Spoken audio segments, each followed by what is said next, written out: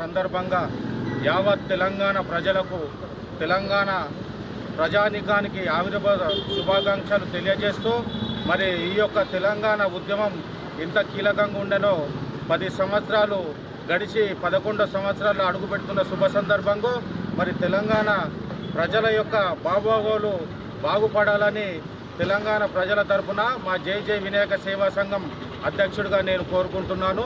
మరి ఈ యొక్క తెలంగాణ సాధించడానికై ఎంతోమంది అమరులు ఈరోజు త్యాగాలు చేస్తే ఈ యొక్క తెలంగాణ రావడం జరిగినది.